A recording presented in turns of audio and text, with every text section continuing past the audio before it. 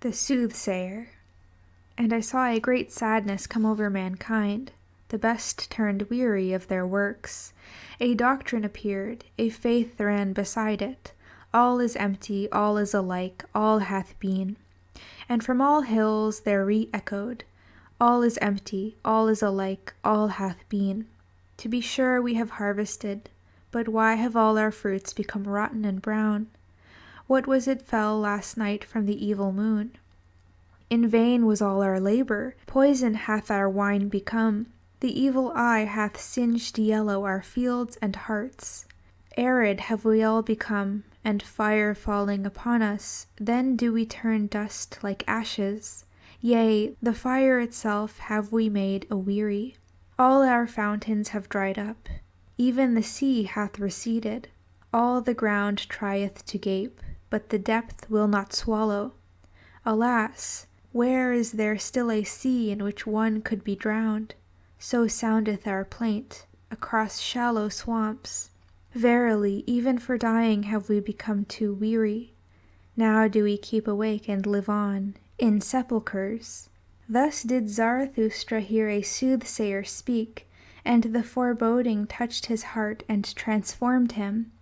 Sorrowfully did he go about and wearily, and he became like unto those of whom the soothsayer had spoken. Verily, said he unto his disciples, a little while, and there cometh the long twilight. Alas, how shall I preserve my light through it, that it may not smother in this sorrowfulness? To remoter worlds shall it be a light, and also to remotest nights. Thus did Zarathustra go about grieved in his heart, and for 3 days he did not take any meat or drink. He had no rest, and lost his speech. At last it came to pass that he fell into a deep sleep. His disciples, however, sat around him in a long night watches, and waited anxiously to see if he would awake, and speak again, and recover from his affliction. And this is the discourse that Zarathustra spake when he awoke. His voice, however, came unto his disciples as from afar. Hear, I pray you, the dream that I dreamed, my friends, and help me to divine its meaning. A riddle is still unto me, this dream. The meaning is hidden in it, and encaged, and doth not yet fly above it on free pinions. All life had I renounced, so I dreamed. Night watchman and grave guardian had I become, aloft, in the lone mountain fortress of death.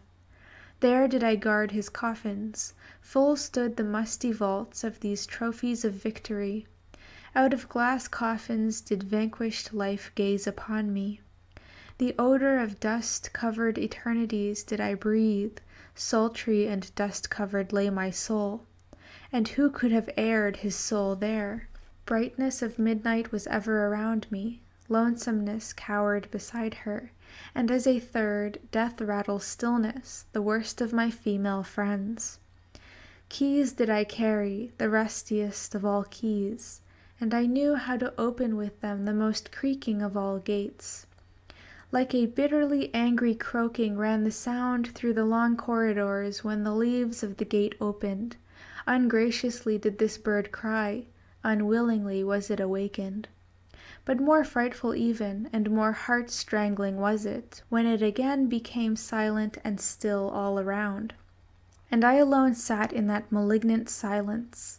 Thus did time pass with me, and slip by, if time there still was. What do I know thereof? But at last there happened that which awoke me. Thrice did there peal peals at the gate like thunders. Thrice did the vaults resound and howl again. Then did I go to the gate. Alpa, cried I, who carrieth his ashes unto the mountain? Alpa, Alpa, who carrieth his ashes unto the mountain?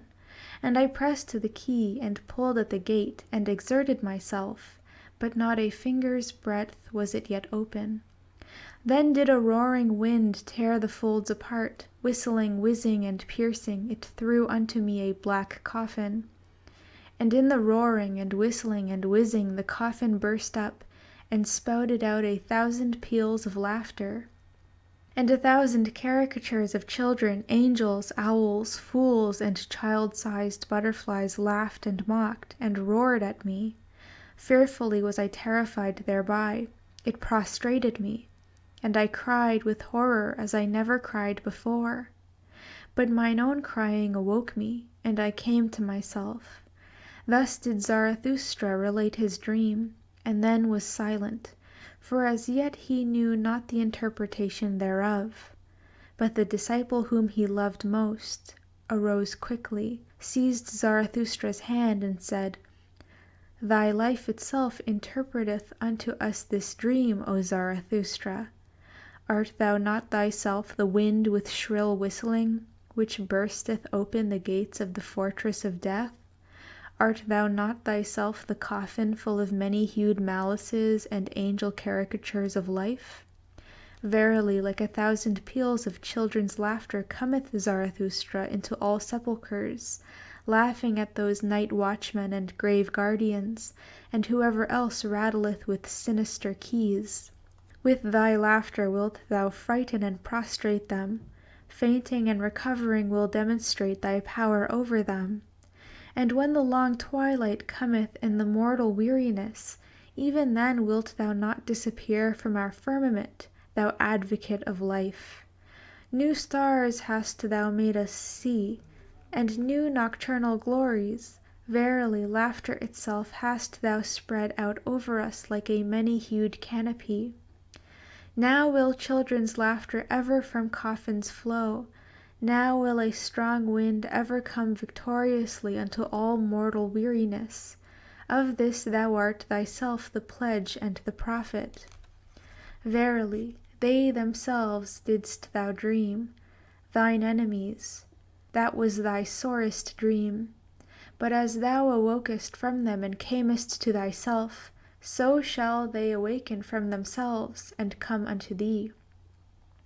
Thus spake the disciple, and all the others then thronged around Zarathustra, grasped him by the hands, and tried to persuade him to leave his bed and his sadness, and return unto them. Zarathustra, however, sat upright on his couch, with an absent look. Like one returning from long foreign sojourn did he look on his disciples, and examined their features, but still he knew them not. When, however, they raised him, and set him upon his feet, behold, all on a sudden his eye changed. He understood everything that had happened, stroked his beard, and said with a strong voice, "Well, this hath just its time, but see to it, my disciples, that we have a good repast, and without delay. Thus do I mean to make amends for bad dreams. The soothsayer, however, shall eat and drink at my side, and verily I will yet show him a sea in which he can drown himself." Thus spake Zarathustra. Then did he gaze long into the face of the disciple who had been the dream interpreter, and shook his head. Redemption. When Zarathustra went one day over the great bridge, then did the cripples and beggars surround him, and a hunchback spake thus unto him, "Behold, Zarathustra, even the people learn from thee, and acquire faith in thy teaching. But for them to believe fully in thee, one thing is still needful. Thou must first of all convince us cripples. Here hast thou now a fine selection, and verily an opportunity with more than one forelock.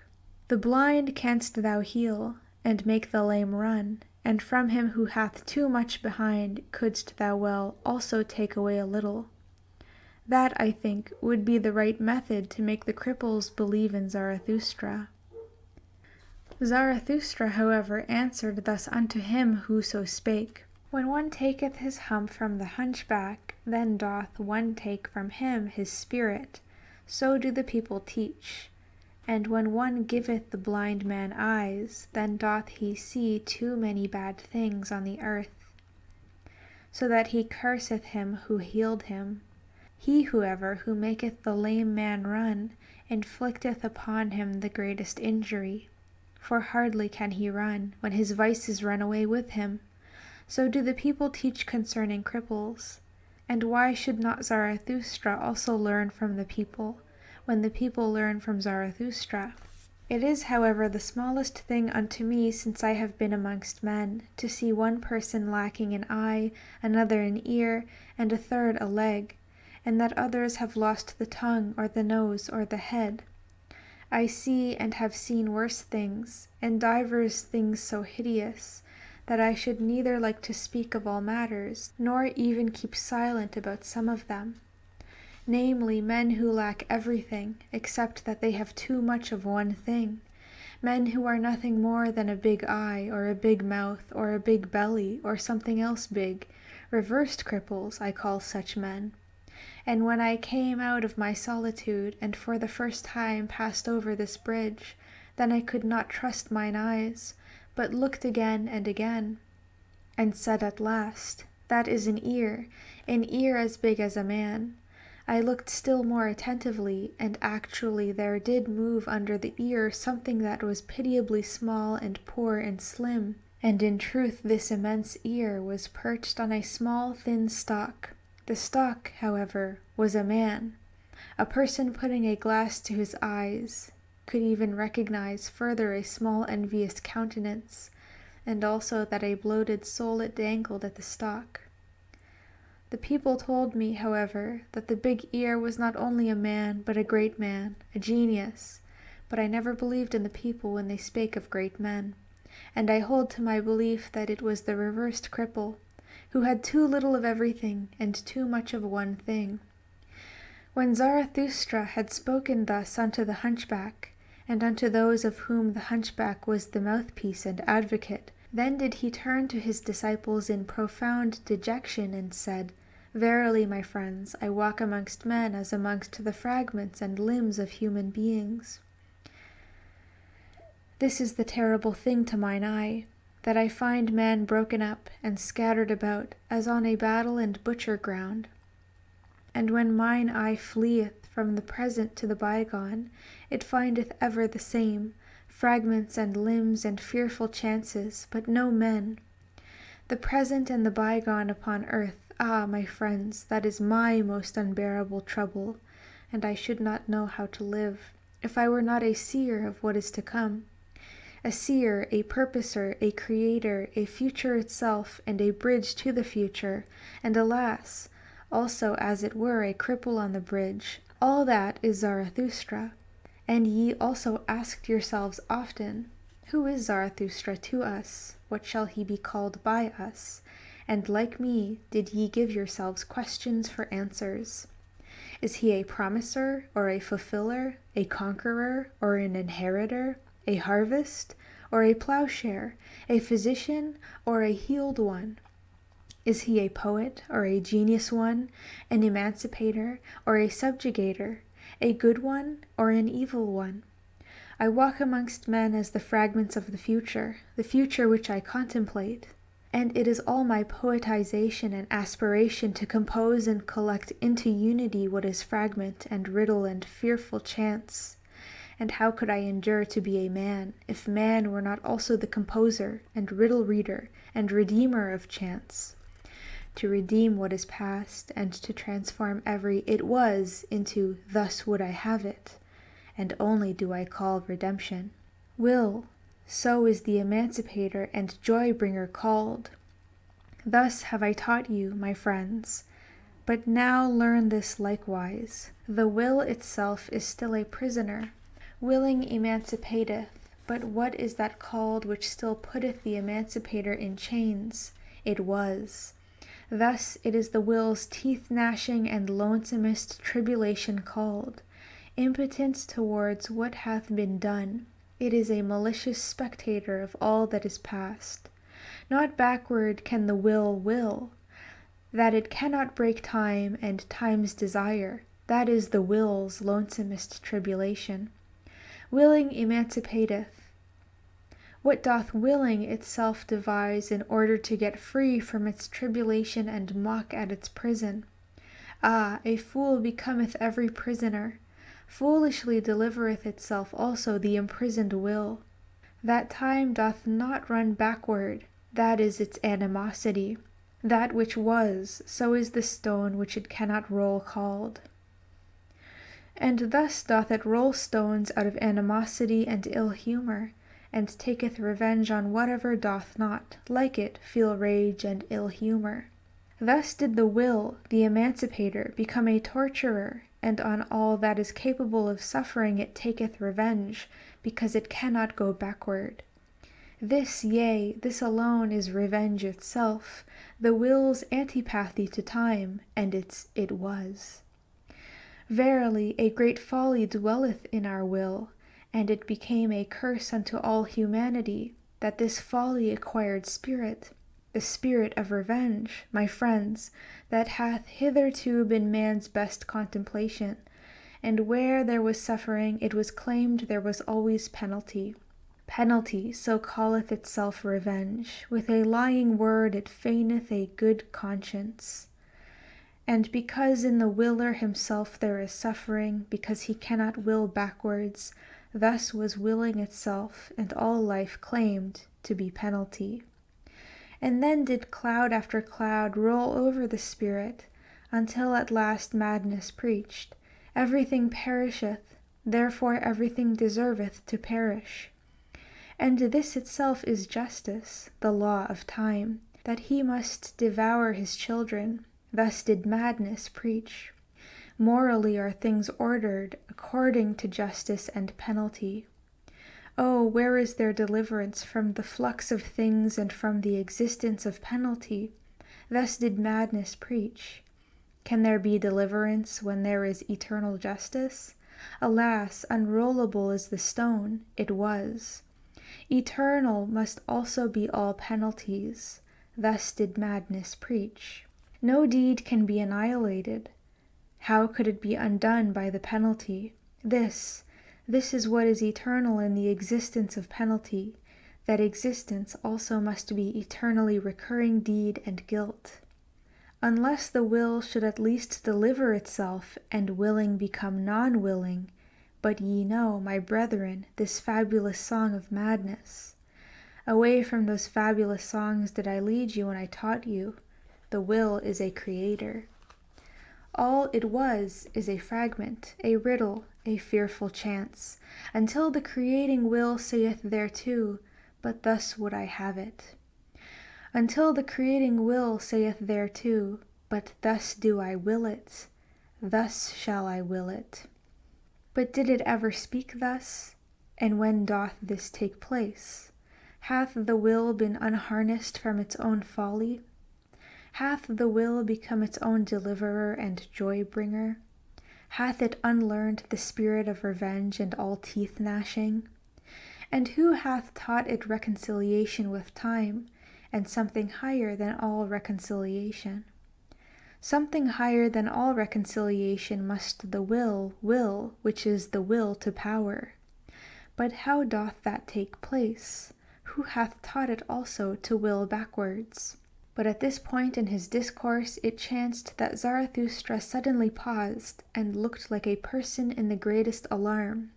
With terror in his eyes did he gaze on his disciples, his glances pierced as with arrows their thoughts and arrear thoughts. But after a brief space he again laughed, and said soothedly, "It is difficult to live amongst men, because silence is so difficult, especially for a babbler." Thus spake Zarathustra.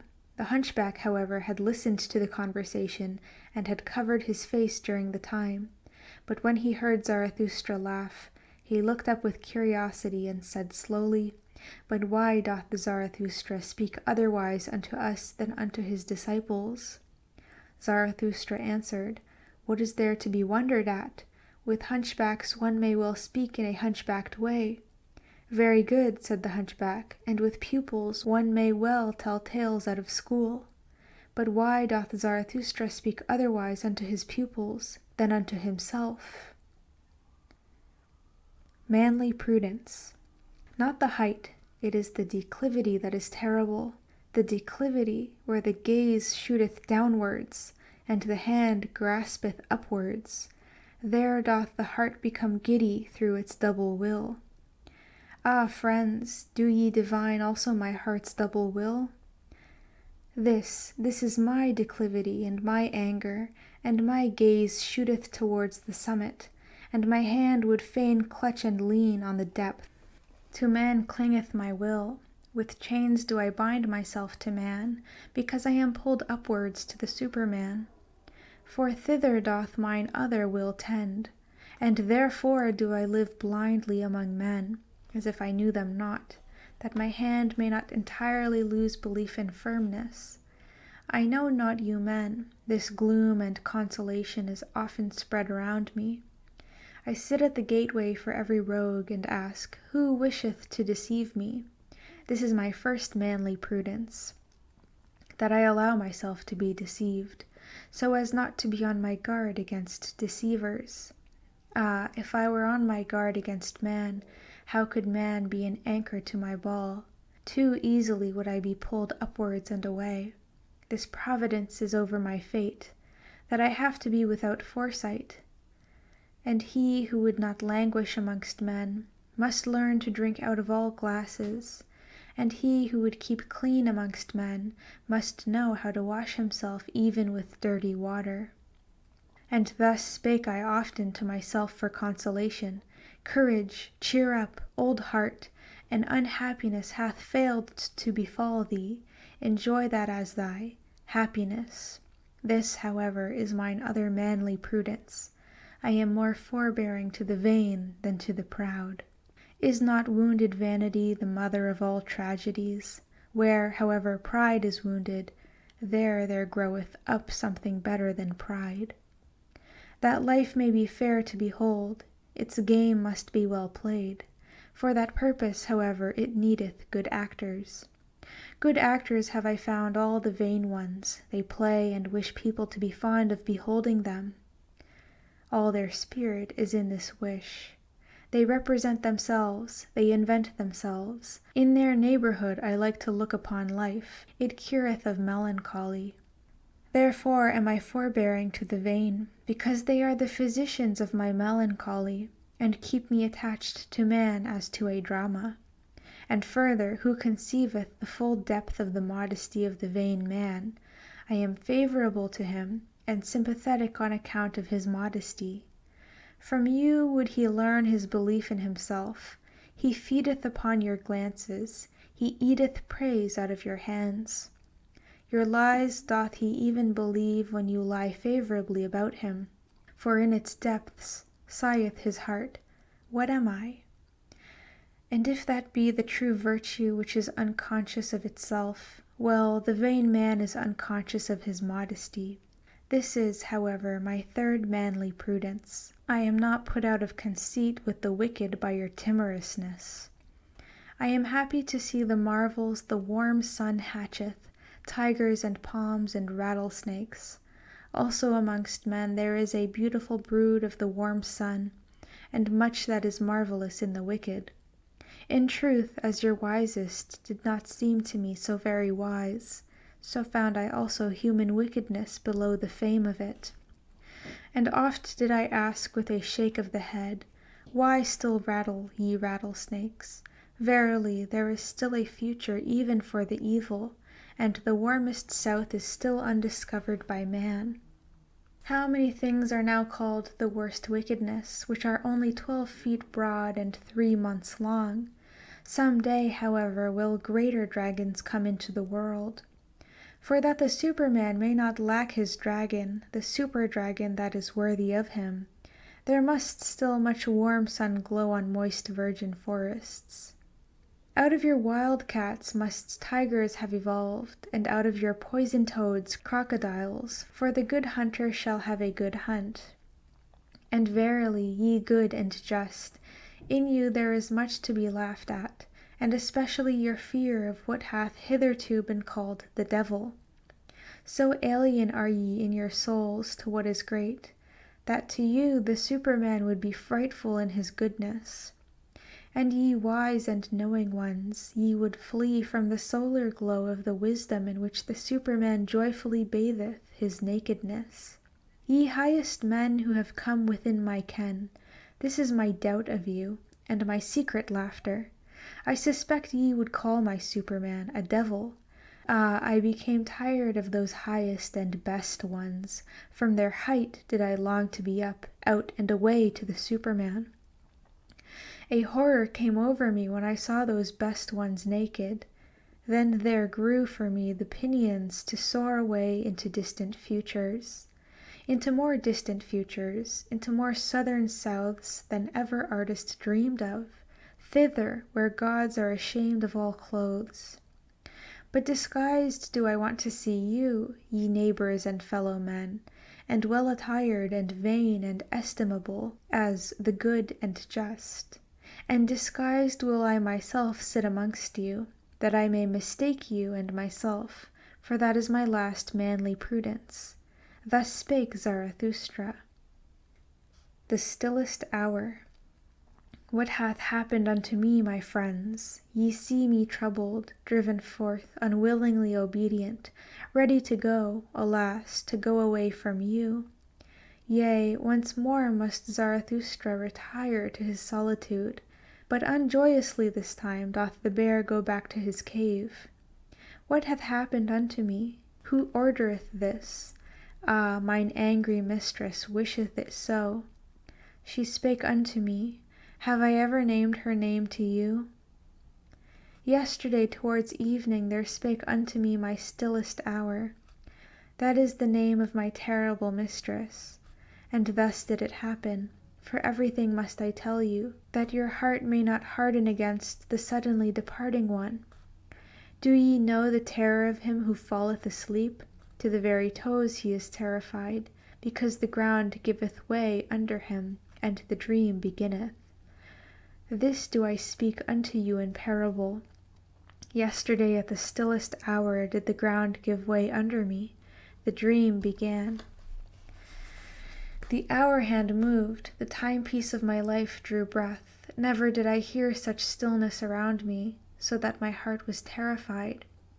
Then was there spoken unto me without voice, Thou knowest it, Zarathustra? And I cried in terror at this whispering, and the blood left my face, but I was silent. Then was there once more spoken unto me without voice, Thou knowest it, Zarathustra, but thou dost not speak it. And at last I answered like one defiant, Yea, I know it, but I will not speak it. Then was there again spoken unto me without voice, Thou wilt not, Zarathustra? Is this true? Conceal thyself not behind thy defiance. And I wept and trembled like a child, and said, Ah, I would indeed, but how can I do it? Exempt me only from this. It is beyond my power. Then was there again spoken unto me without voice, What matter about thyself, Zarathustra? Speak thy word, and succumb. And I answered, Ah, is it my word? Who am I? I await the worthier one. I am not worthy even to succumb by it. Then was there again spoken unto me without voice, What matter about thyself? Thou art not yet humble enough for me. Humility hath the hardest skin. And I answered, What hath not the skin of my humility endured? At the foot of my height do I dwell. How high are my summits? No one hath yet told me, but well do I know my valleys. Then was there again spoken unto me without voice, O Zarathustra, he who hath to remove mountains removeth also valleys and plains. And I answered, As yet hath my word not removed mountains, and what I have spoken hath not reached man.